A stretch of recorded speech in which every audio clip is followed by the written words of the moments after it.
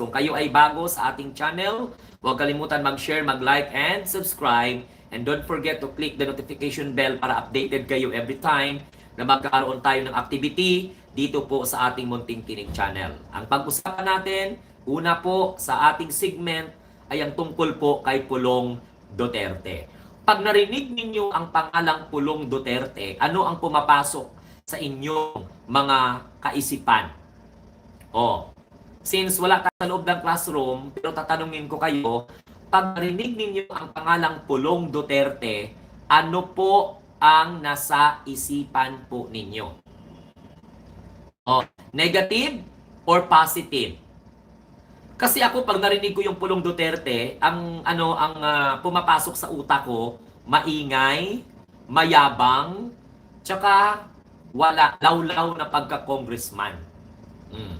Irrelevant, negative, corruption.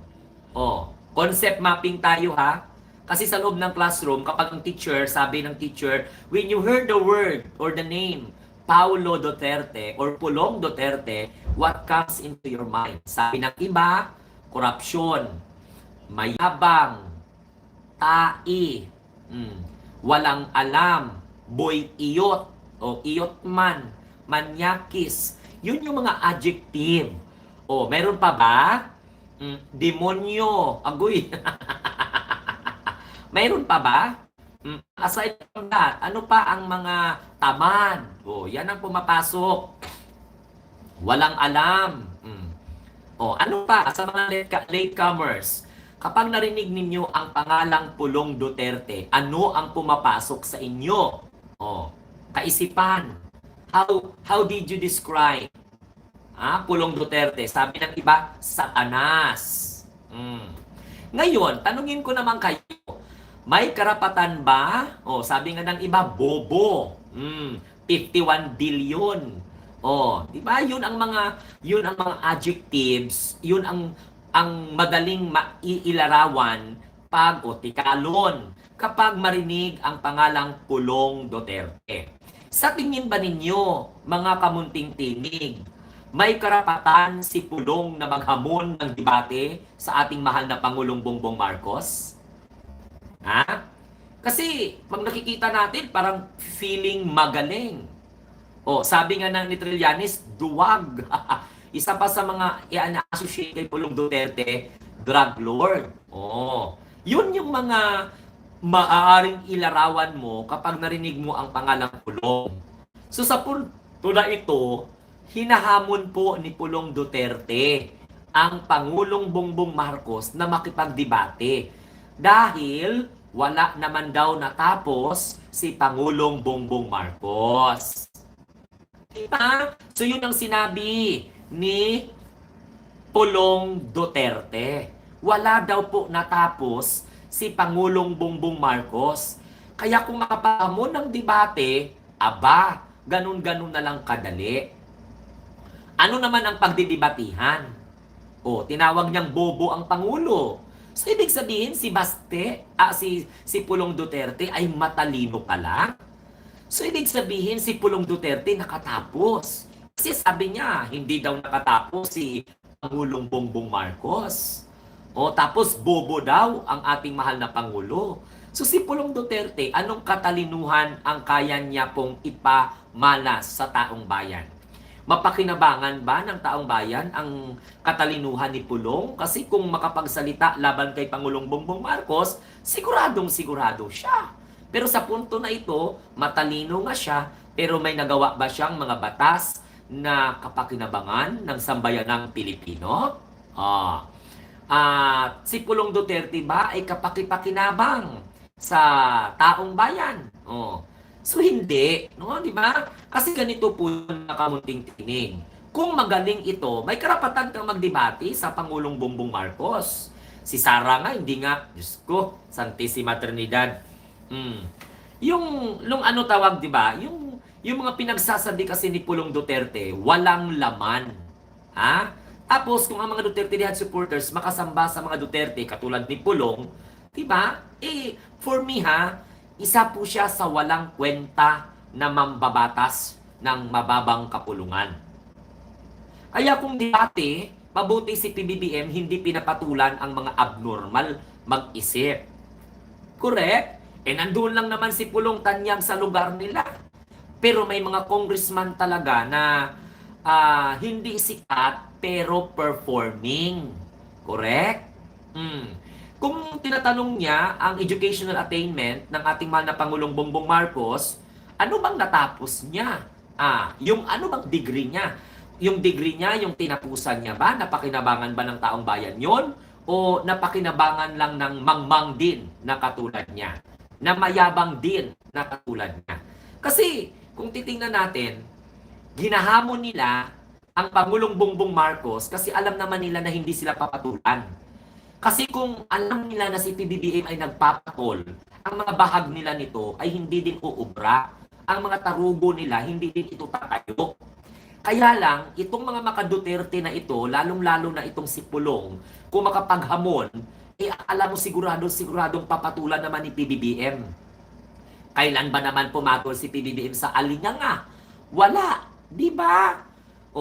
Ang kapal ng mukha, ang kapal ng apog, ang yabang maghamon sa Pangulo dahil alam niya sa sarili niya na hindi po papatulan o susunggaban ng Pangulo ang walang kwenta niyang paghahamon. Actually, hindi po siya, kumbaga parang nagdigti na lang siya o nag-suicide siya kung si Pangulong Bongbong Marcos lang ang kaharap niya. May gana ang hinayupak maghamon, samantalang Tagalog nga, hindi mo nga madire-diretso. Doon ka na lang sa beer house makipagdebate, makipag-inuman ka na lang doon kasama ng mga bahuk-putay ng mga babae doon na mga binibili po ninyo kasi sinusuplayan kayo. Correct? Ang bagay sa inyo yan, mag-table. Mag-table ng mga babae, yun ang mga bagay sa inyo. Pero yung mga pagdebate ka sa Pangulo, hamunin mo yung Pangulo, iba na yun. Kahibangan na yun. Ngayon, ano bang makuha? Sayang lang ang oras ng presidente kapag pinatulan kayo. Totoo. Pag hindi lang galing kayo mapikon, for example, kung hindi lang kayo pikon, kung hindi lang kayo mga utak na sabi ng ilan sa atin, ilan sa mga karamihan, at saka sa mga bata, naku, kahit sa amin nga, hindi nyo nga kaya siguro. To be honest, ako kasi yung tao na hindi po ako naghahamon ng debate. Ayaw ko talaga maghamon ng debate kasi yung debate kasi nagpapayabangan lang kayo dyan. Kasi at the end of the day, sino yung matalino, sino yung magaling, pero hindi ibig sabihin na magaling ka magsalita, matalino ka na. So hindi ibig sabihin na nasupalpal mo yung kasama, yung kalaban mo sa debate, matalino ka na. Actually, rules ang sinusunod doon. Paunahan kasi yan eh. Siyempre dapat may critical thinking ka. Kaya lang gusto ko kung ako, makipagdebate ako sa matatalino. Correct, di ba? At matalino din dapat ako. Magaling din dapat ako. Hindi lang dapat mayabong ang human intellect o yung aking knowledge. Dapat kailangan man on wisdom din ako. Sa punto na ito, si Pulong Duterte mayabang maghamon sa Pangulo. Diyos ko, Santissima Trinidad, dinahamon ka nga ni Trillanes, hindi mo nga sinunggaban. Presidente, papatulan mo, para ano? O para feeling relevant ka? Alam mo, hindi maganda. Saan ba talaga sila pupulutin kung si PBBM ang kalaban nila sa debate? Dapat, magpaturo muna si Pulong Duterte kay Sara. Kasi si Sara, minsan nagka-amnesia. Magpa-amnesyahan din siya. Hindi ako sa nagmamayabang, no? Alam mo, to be honest, kung pareho lang kami ni Pulong Duterte na nasa serbisyo publiko, kung pareho lang ang katayuan namin sa buhay ni Pulong Duterte, may pera, nakapag-aral, kaya lang si Pulong parang hindi din na makapag-aral, yung asal niya parang wala namang tinapos eh. Correct? Ngayon, kasi kung may kung may laman ng utak mo, hindi ka tanga at hindi ka mayabang, hindi ka maghamon sa Pangulo ng debate. Maghamon ka sa Pangulo ng debate, kailan ba umepal ang presidente? Kailan ba sinunggaban ng Pangulo ang lahat ng kanyang mga hamon? It's inappropriate to the president to respond that such kind of call. Okay? it's not necessary for you to call the attention of the president to have a debate with you. Na kung saan whether you like it or whether you like it very much, you know already that before calling the attention of the president na makipagdebate, alam mo sa sarili mo na hindi po papayag si PBBM na makipagdebate sa kahit na sino man na humahamon sa kanyang debate. Hindi ibig sabihin na hindi magaling ang presidente. Nirespeto ni Pangulong Bongbong Marcos kayo na mga bobo at mga tanga dahil ayaw po ni PBBM na mapahiya kayo. Kasi yung mga ganyan kasing naghahamon ng mga debate-debate, hindi marunong mag-intindi ng mga debate rules yan. Di ba? Hindi po marunong mag-ano ng debate, what we call this, rules. Basta makapagsalita lang. Tapos, yung mga ganyang naghahamon ng debate, philosophy ang kanilang papairalin dyan. Pipilosopuhon nila kapag alimbawa makorner sila. Sa punto na ito sa punto na ito mga kamunting tinig, anong kapasidad ni Pulong Duterte na makipagdebate sa isang pangulo? Gets? Idebate ng Pangulong Bongbong Marcos kundi trabaho niya na lang. O tingnan mo, hindi magkamaliw ang schedule ng ating Pangulong Bongbong Marcos. Habang busy sa kakaplano ang mga panulay kung paano pabagsakin ng presidente, abang presidente deadma to the bones. Instead na patulan sila ng presidente, walang kagatul-gatol, kaliwat kanan ang serbisyo ng Pangulong Bongbong Marcos. Hindi para sa kanyang sarili, kundi para sa bayan. Para yung susunod na maging Pangulo ng Republika ng Pilipinas, ipagpatuloy ang kanyang nasimulan. Kasi whether we like it or whether we like it very much, itong mga reforma under Marcos administrations ay hindi po matapos ito sa loob lamang po ng isang termino. Klaro po yun? So, hindi po matapos yan sa isang termino. Kaya kailangan talaga mayroon term extension o di kaya'y payagan na tumakbong muli ang Pangulo. Kasi kapag nasa pakamay ng mga Duterte ito, Diyos ko Santissima Trinidad, kung ano na lang kaya ang kapalaran ng ating bansa. Si Sara Duterte Vice President na nga yan, sinisira pa yung bansa natin sa international community. How much more pa kaya? Tapos ang mga kapatid niya, magaling pa, lalong-lalo na ito si Pulong, magaling po maghamon ng debate sa Pangulo. Ano? May alam ka ba sa ekonomiya? May alam ka ba sa foreign policy? May alam ka ba sa fiscal policy? May alam ka ba sa batas? Kasi ikaw lang ata yung congressman na ang tatamad-tamad, walang performance to the level. Hindi naman natin nakikitang nagsalita sa plenaryo. Hindi naman natin nakikita o nababalitaan na dumalo sa mga congressional inquiry. Hindi man natin, kasi ang iba nga dyan, kaliwat kanan ang trabaho, mga matatanda pa nga ng mga congressman, hindi po sila umiiwas sa kanilang responsibilidad. Ginagampanan nila yung kanilang responsibilidad. They simply attend. Kung pwede nga lang daluhan ang iba't ibang mga hearing as member, no? Pero kay Pulong Duterte, wala tayong nakita na mga ganyan. Ewan ko lang, siguro hindi pinofocus ng camera kasi pati camera nga, wala na mga kagana-gana na sila yung i-cover kasi wala na, laos na eh.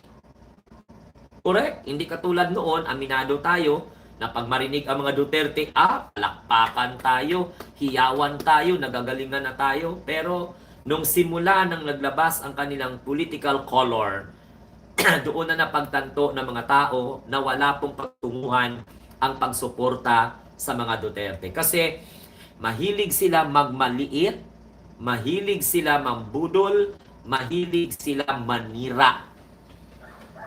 Yon ang nakikita po natin. Doon, that's based on our opinion. And that opinions, of course, related to the news that we simply read and watch. Right? So kung ano yung rinig natin at nakita natin sa balita, kaya nga yung mga pagdebate-debate ni Pulong Duterte, ano yan? Drama, masyado namang overacting ang congressman na ito. Imbes na makipagdebate ka sa presidente, tanungin mo muna sa sarili mo kung ano ang naging pakinabang mo sa bayan. Kasi para may pakinabang pa yung mga ordinaryong tao sa katulad mo na naging congressman ka na nga. O, pagkatapos, tatamad-tamad ka. Hindi man lang hindi ka man lang hindi parang wala ka namang tinatawag na participation kung paano gumawa ng batas. Tapos ang kapal pa ng mukha magsabi na makipagdebate sa Pangulo.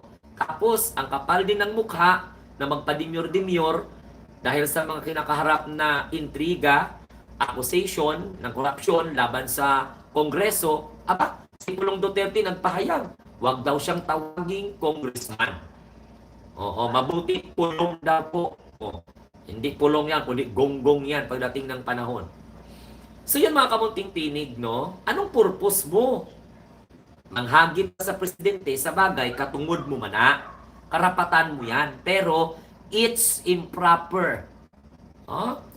Yun yung conduct of unbecoming isang kongresista na kung saan yung pag wala ng wala ka nang mailusot, makipaghamon ka na lang ng debate. Tapos ang lakas pa ng loob mong sabihin na walang tinapos ang Pangulo. Oh, kapatid mo nga, may tinapos, man. Ginoo ko patawara. Alam ninyo, mas magaling pa ang mga nanunood sa social media kumpara po kay Pulong. Ultimo Tagalog nga, ultimo English nga, hindi mas straight. Makipagdebate ka pa. PBBM, German accent, kaya ng ating Pangulo yan. Oh, si Sara Duterte, si Pulong, si Baste. Hindi naman sa minamaliit natin, pero dapat lang talaga sabihin ito. Kasi kung makaasta ito, akala mo kung sino mga mayayabang, maghamon ng debate sa presidente. Hamunin nyo, yung agad-agad sunggaban kayo. Hindi na hamunin nyo yung presidente pagkatapos pag hinamon kayo, pag-alibaw, patulan kayo, sabihin naman ng mga diputa, mga DDS, patola ang presidente. Walang patutunguhan ng presidente sa inyo eh. Oh? Parang akala nyo siguro kagaling-galing kayo eh, pero ang galing niya kayo. Sinusumpa naman kayo ng taong bayan. Di ba? Oh, magaling niya kayo, pero yung galing nyo, ginagamit nyo sa panggulo sa gobyerno. Oh. Magaling nga kayo, pero hindi nyo man naman ginagamit para mapakinabangan ng taong bayan. Tingnan nyo, sa lahat ng mga politiko, political family, pamilya Duterte ngayon ang talagang number 1 na nanggugulo sa bansa, napapalibutan ng mga nanggugulo sa ating bansa. Kaya lahat naman nakapalibot sa inyo, nasisira dahil wala kayong maayos na contribution sa kanila. Ang influence ninyo mga Duterte sa taong bayan, wala.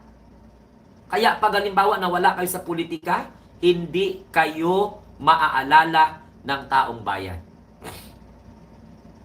Diba? Maghamon-hamon ka. Pagkatapos, pagpatulan ka halimbawa, sabihin naman ng mga diputan nyo ng mga taga-suporta, patola ang pumapatol sa inyo. Bully eh. Provocative.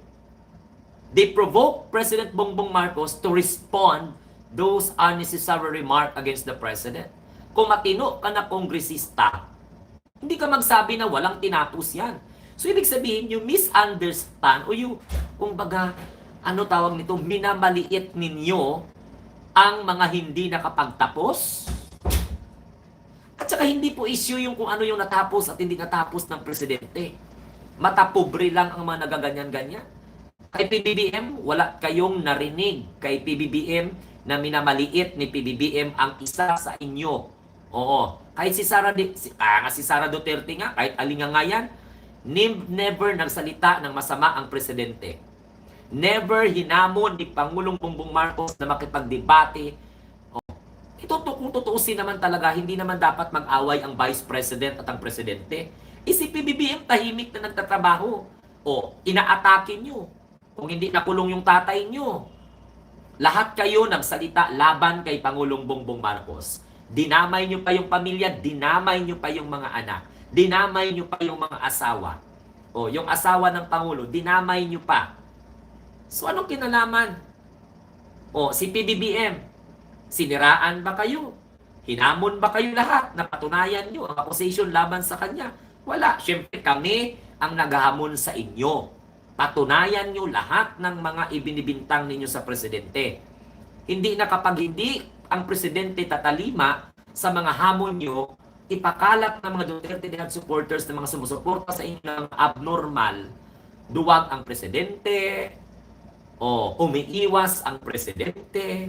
Ano naman ang anong naman ang debatihan mo, Pulong, kung makipagdebate ka sa Pangulo? Ha? Ganun na ba ka believe ka sa sarili mo? Ganun na ba kalawak ang alaman mo? Ina naman talaga ito, oo. Ganun na ba ka matutumbasan mo ba yung dunong ng presidente?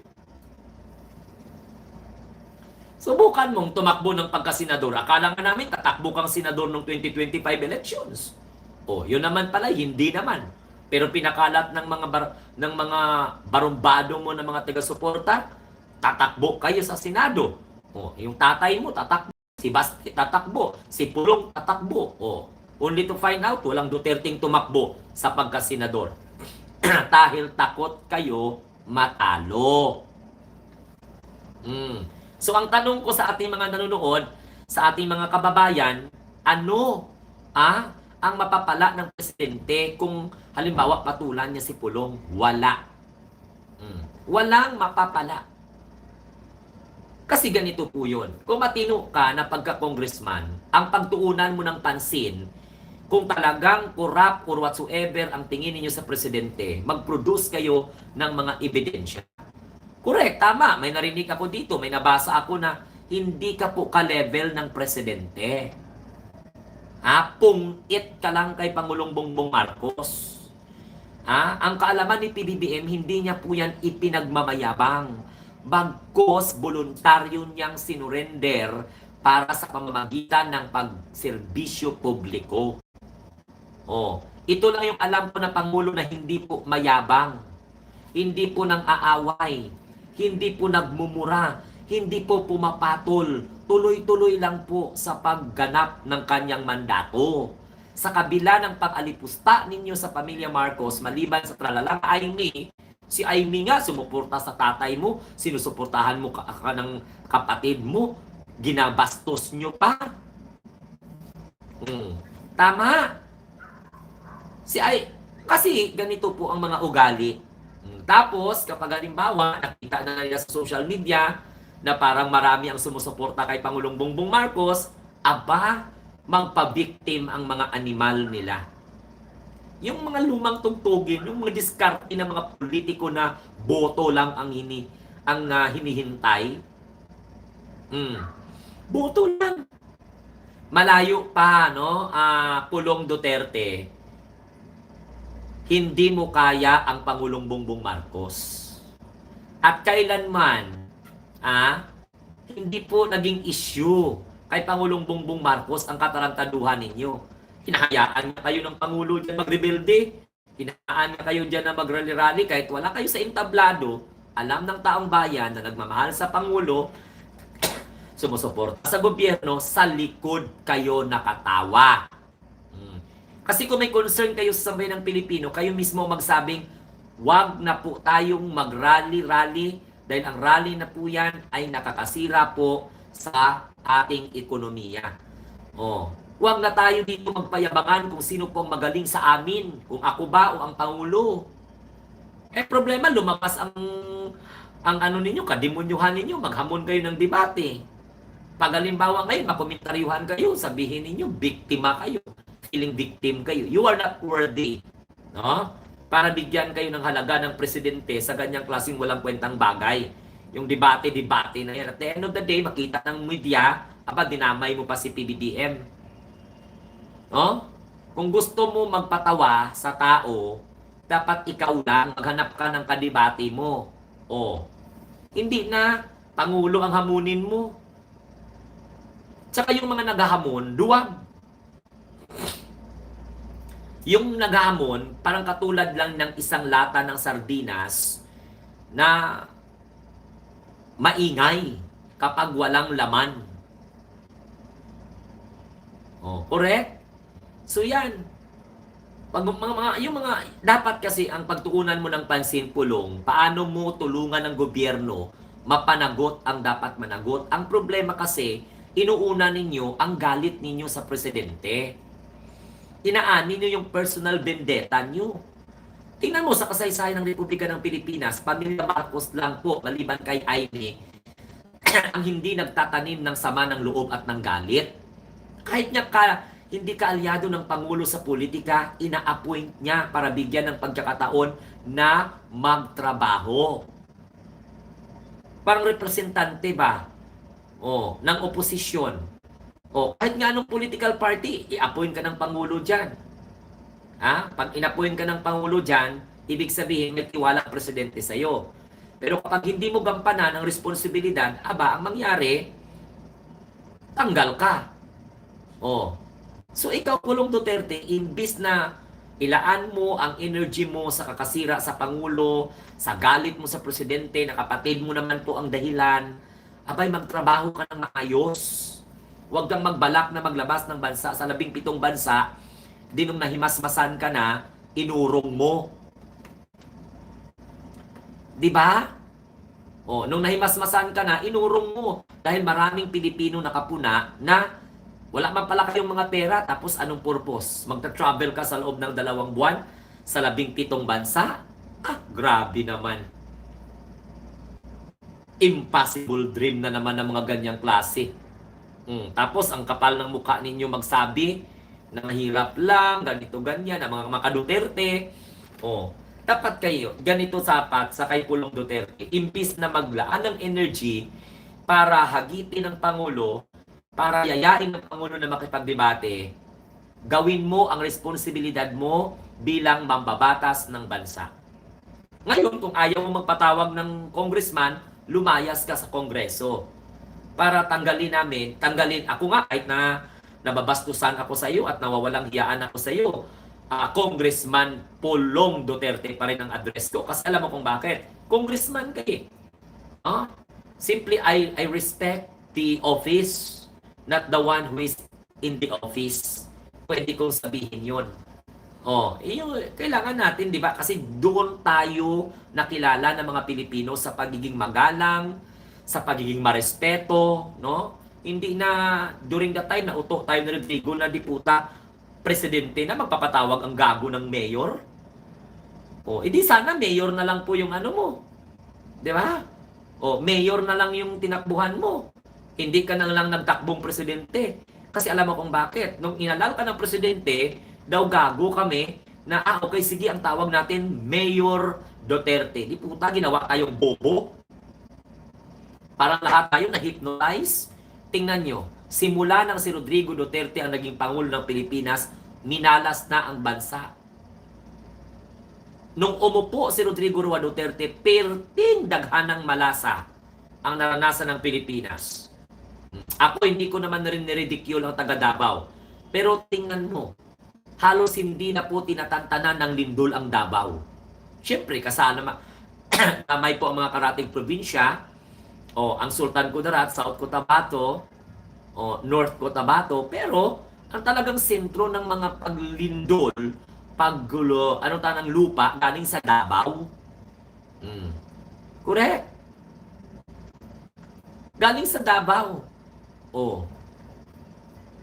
Tapos ito mga Duterte na ito, kung ano bang kasalanan ng Pangulo sa inyo? Mali naman yung pinagsasabi ninyong kinidnap ng Pangulo ang tatay ninyong Abno, tapos dalahin doon sa dahig. Meron tayong tinatawag na Interpol obligation.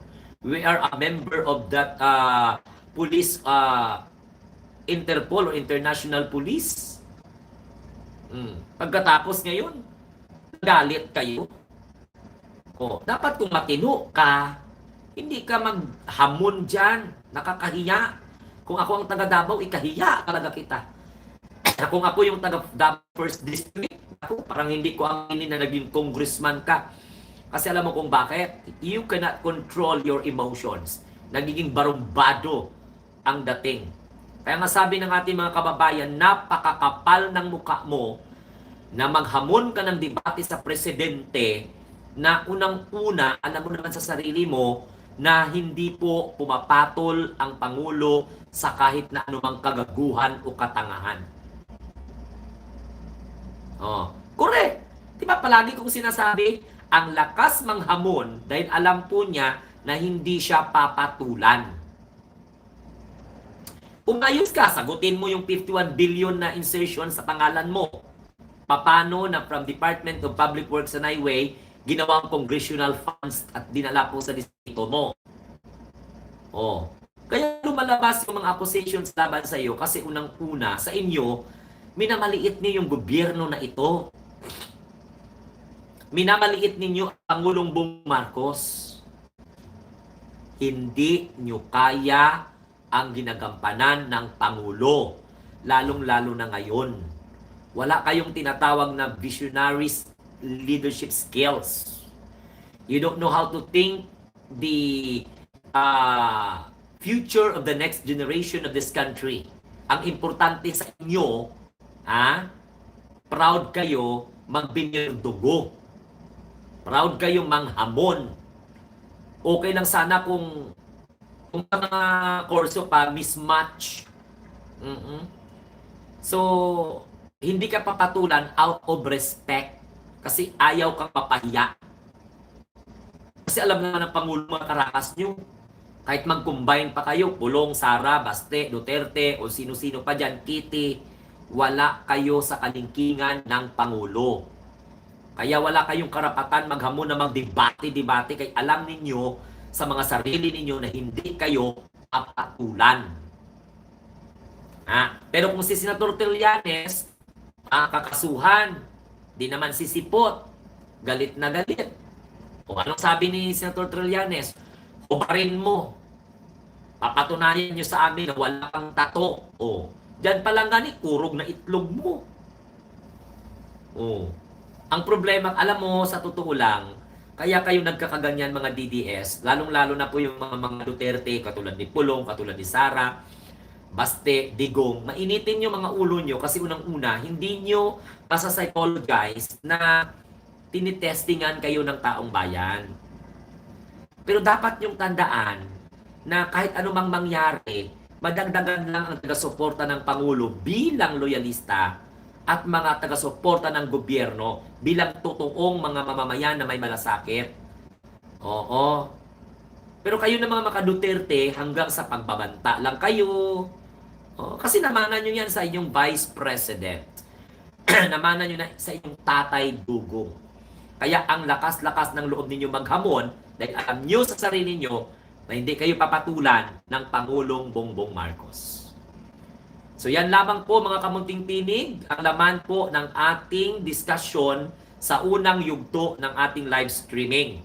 Again, uulitin ko, we are talking about Pulong Duterte's attitude and behavior by simply challenging the President to have a debate with him na akala mo kung patulan siya ng Presidente. Sayang dudong ang oras ng Pangulo sa iyo. Walang makuha. Hindi po makakabenepisyo sa bayan ng Pilipino yung patulan kayo sa kaabnormalan po ninyo. Kaya good job kay Pangulong Bongbong Marcos dahil deadma lang po siya sa kung anuman po ang mga katarantaduhan po ninyo. So hanggang sa muli, ito ang inyong lingkod, ang munting tinig ng ordinaryong Pilipino na nagsasabing, ikaw at ako, sa ngayon, ang mga bagong Pilipino sa bagong Pilipinas.